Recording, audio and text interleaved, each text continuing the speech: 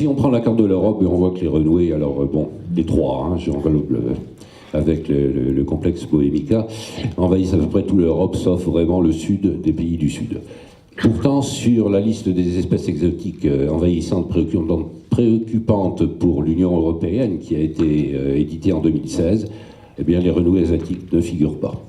Alors on peut s'en étonner, c'est à peine avoué, mais elles sont considérées comme si déjà si largement implantées qu'il est inutile de se fixer des objectifs ruineux, voire impossibles.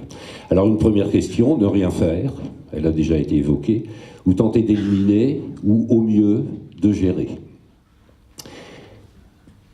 Les espèces invasives, alors j'emploierai systématiquement le terme invasive, ont un enjeu financier très important. C'est très difficile de trouver des chiffres. On trouve 12 milliards d'euros par an, c'est une estimation dans l'Union européenne en 2009, pour l'ensemble des espèces invasives, animales, végétales.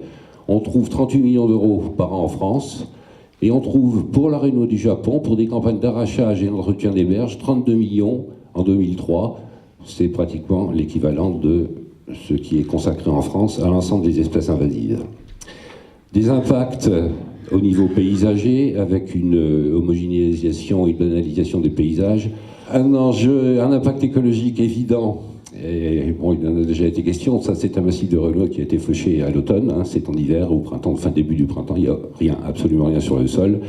Et vous savez que les espèces invasives sont actuellement considérées comme la deuxième cause de réduction de la biodiversité dans le monde.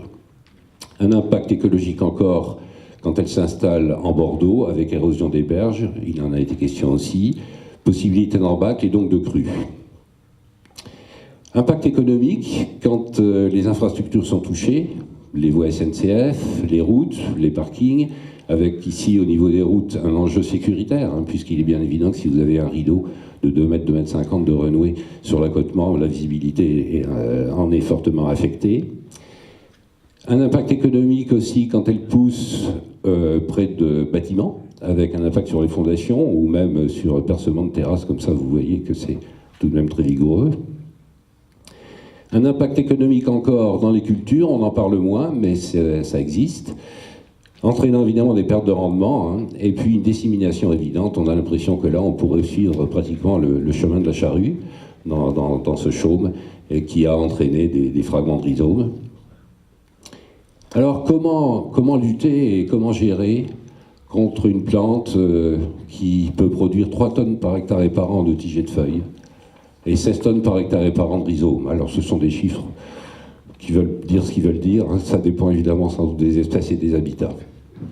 Peut-être faut-il d'abord réfléchir et éditer un cahier des charges pour essayer de développer des modes de lutte et de gestion qui soient efficaces, ça c'est évident, facilement applicable, respectueux de l'environnement, économiquement soutenable et socialement acceptable.